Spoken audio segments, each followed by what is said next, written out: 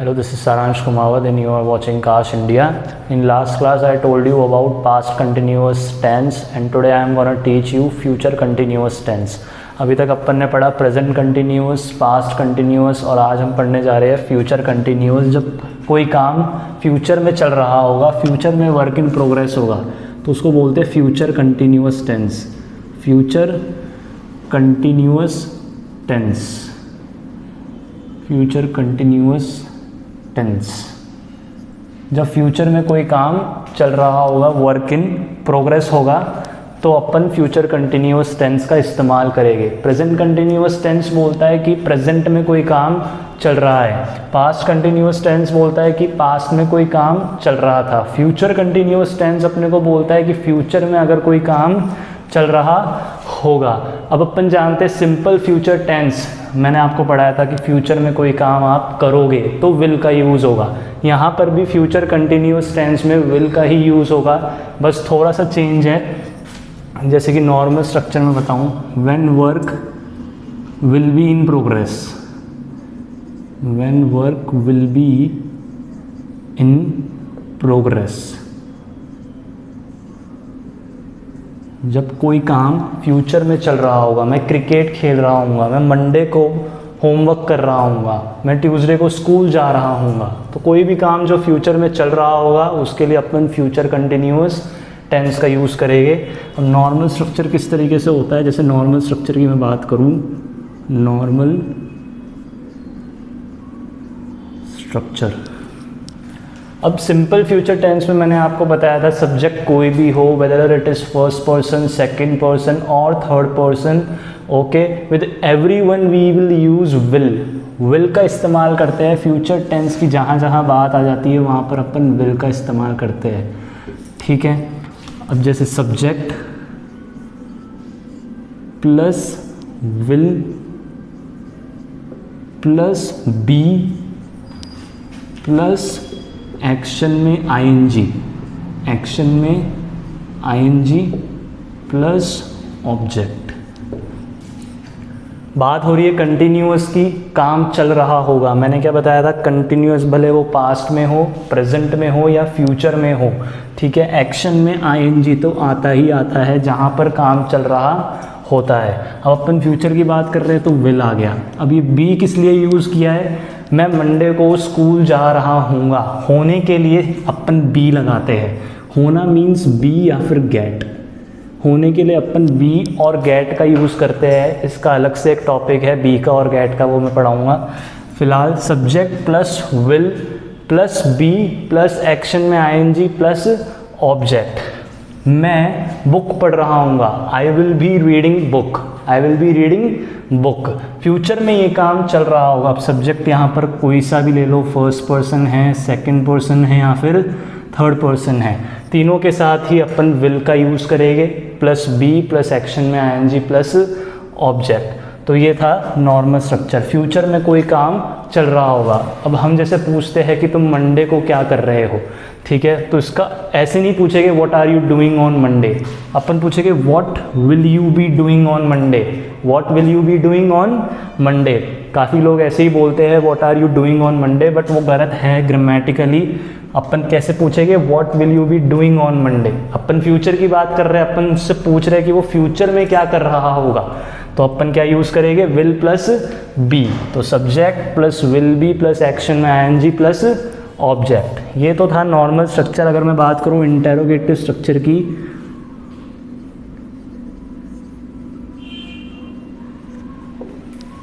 कि how do we ask questions by using future continuous tense. Okay, बस position change हो जाएगी, will आ जाएगा पहले.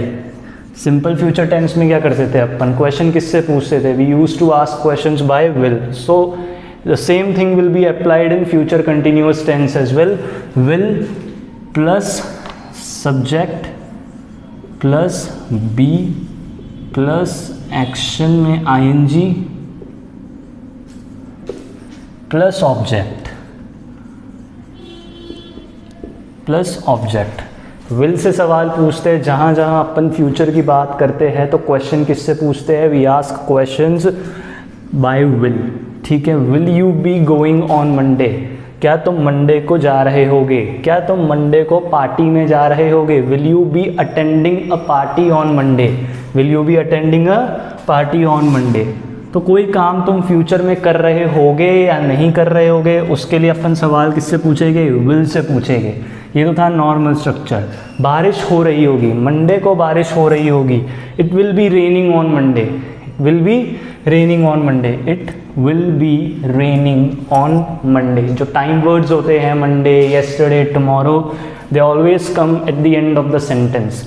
फिर क्या मंडे को बारिश हो रही होगी, will it be raining on Monday, will it be raining on Monday. सवाल पूछ रहे हैं तो किससे पूछेंगे, विल से पूछेंगे। बी किस लिए लगाया है, होने के लिए, कर रहा हूँगा, हूँगा, होने के सेंस में अपन ने बी का यूज़ किया है, ठीक है। ये तो था इंटेरोगेटिव। अगर अब मैं बात करूँ नेगेटिव स्ट्रक्चर की,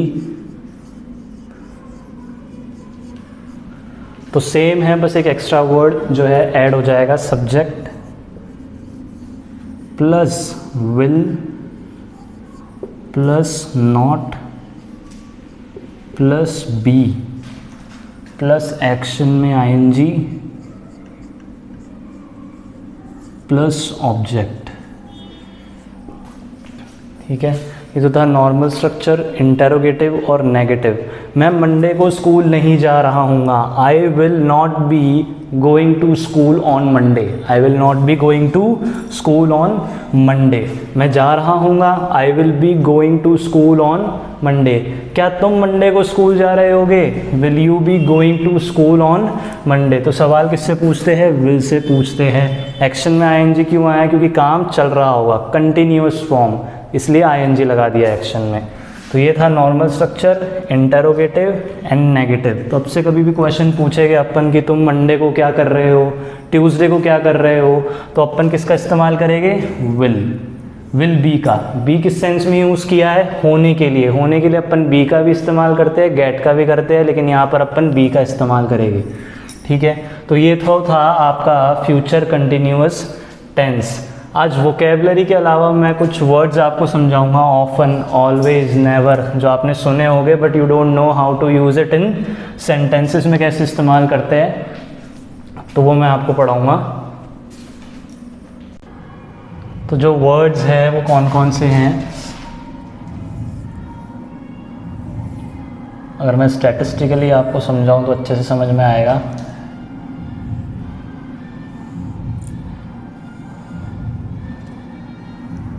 जो पहला है वो है ऑलवेज, ऑलवेज, यहाँ मैं लिख देता हूँ 100%, ऑलवेज। फिर ऑफन, ये है 70%। फिर 50% यूजुअली। फिर दो वर्ड्स और हैं, 30% में आएगा रेयरली, रेयरली कह लो या फिर बेयरली। और लास्ट में 0%, जो कि किसके लिए है, नेवर। अब ये वर्ड्स आपको पता होगा कहाँ यूज़ होते हैं, बट स्टिल बोल नहीं पाते हैं when it comes to speaking. Always का मतलब पता होगा हमेशा, ऑफन यानी कि अक्सर, यूजुअली यानी कि कभी कभार, रेयरली मतलब बहुत कम, ना के बराबर, और नेवर यानी कि कभी भी नहीं। सबसे पहली बात तो ये जितने भी वर्ड्स हैं वो कौन से टेंस के साथ यूज़ होते हैं, सिंपल प्रेजेंट टेंस के साथ। मोस्ट ऑफ द टाइम्स ये जो वर्ड्स हैं वो सिर्फ एक ही टेंस के साथ यूज़ होते हैं, वो कौन सा है, simple present tense, simple present tense. ये वर्ड्स कभी भी कंटिन्यूअस टेंसेस में यूज़ नहीं आएंगे, सिर्फ एक टेंस में यूज़ आएंगे, सिंपल प्रेजेंट टेंस। कैसे आएंगे, जैसे फॉर एन एग्जाम्पल मैं क्रिकेट खेलता हूँ, आई प्ले क्रिकेट। अगर मैं सिंपल प्रेजेंट टेंस में इसको बोलूँ तो कैसे बोलूँगा, आई प्ले क्रिकेट, मैं क्रिकेट खेलता हूँ, डेली काम है मेरा। अब अगर मैं इसमें ऑलवेज जोड़ दूँ, I always play cricket, I always play cricket, I always play cricket, ध्यान रखना ये जितने भी वर्ड्स है, अब भले वो ऑलवेज हो, ऑफन हो, यूजुअली हो, वो कब आते हैं? हमेशा एक्शन से पहले आते हैं।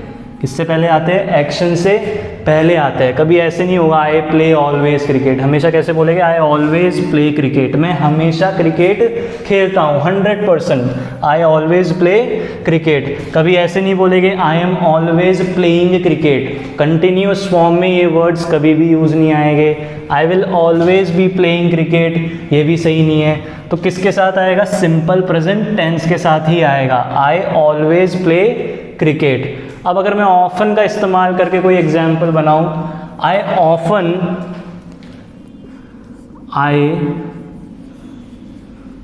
ऑफन वॉच मूवीज, कोई भी एग्जाम्पल ले लो, आई ऑफन वॉच मूवीज, मैं अक्सर मूवीज़ देखता हूँ, मैं अक्सर मूवीज़ देखता हूँ। 70%, I often watch movies. Often कभी भी कंटिन्यूस टेंस में नहीं आएगा, like I am often watching movies, I was often watching movies.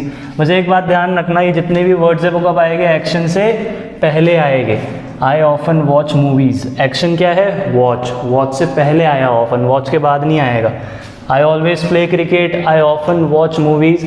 कभी कभार ऑफन और यूजुअली को लोग इंटरचेंजेबली यूज़ कर लेते हैं, यूजुअली की जगह ऑफन लगा देते हैं, ऑफन की जगह यूजुअली। बात एक ही है, ऑफन का मतलब हिंदी में होता है अक्सर, यूजुअली का मतलब होता है कभी कभार, ज़्यादा डिफरेंस नहीं है, ठीक है। अगर मैं यहाँ बोलता आई यूजुअली वॉच मूवीज़, तो मतलब एक ही निकल कर आता अगर हिंदी में बोलते तो, आई यूजुअली वॉच मूवीज़। अगर मैं रेयरली की बात करूँ, ठीक है, ना के बराबर, मैं बहुत कम इंग्लिश बोलता हूँ, मैं बहुत कम इंग्लिश बोलता हूँ, तो कैसे बोलेंगे? आई रेयरली स्पीक इंग्लिश, आई रेयरली स्पीक इंग्लिश, ना के बराबर बोलता हूँ, आई रेयरली स्पीक इंग्लिश। एक्शन क्या है? स्पीक, स्पीक से पहले आया rarely. I speak rarely English करके कोई वर्ड नहीं होता, कोई सेंटेंस नहीं होता, आई रेयरली स्पीक इंग्लिश। नेवर, मैं इंग्लिश कभी नहीं बोलता, मैं इंग्लिश कभी नहीं बोलता, तो कैसे बोलेंगे? I never speak English, I never speak English. अच्छा, ये जो मैंने एग्जाम्पल लिए वो किसको यूज़ करके लिए? सिर्फ फर्स्ट पर्सन को, आई को। अगर अपन सेकंड पर्सन की बात करें, थर्ड पर्सन की बात करें, ठीक है, ऑफन के आ जाने से, ऑलवेज के आ जाने से, नेवर के आ जाने से एक्शन में फ़र्क नहीं पड़ेगा। मैंने जब सिंपल प्रेजेंट टेंस आपको पढ़ाया था तो बोला था थर्ड पर्सन के साथ एक्शन में क्या आता है? SES। अगर मैं आई की जगह शी ले लूँ, वह अक्सर मूवी देखती है, वह अक्सर मूवी देखती है। She often watches, she often watches movies. ES आ गया इसके अंदर, तो ऑफन के आने से यहाँ पे ES नहीं हटा, ES आएगा तो आएगा, ये रूल है, ठीक है। तो ऑफन, ऑलवेज, इन सब के आ जाने से एक्शन पे कोई भी इन्फ्लुएंस नहीं आएगा, वॉचेस का वॉचेस रहेगा। थर्ड पर्सन के साथ एक्शन में SES आता है। आई नेवर प्ले क्रिकेट, मैं कभी क्रिकेट नहीं खेलता। अगर मैं थर्ड पर्सन का यूज़ करके बोलूँ, वह कभी क्रिकेट नहीं खेलता, he never pledge cricket, he never pledge cricket. कैसे बोलेंगे? He never pledge cricket, play नहीं आएगा, प्लेज आएगा, ही नेवर प्लेज क्रिकेट, क्योंकि थर्ड पर्सन के साथ हम हमेशा एक्शन में क्या लगाते हैं? SES। किस टेंस में? सिंपल प्रेजेंट टेंस में।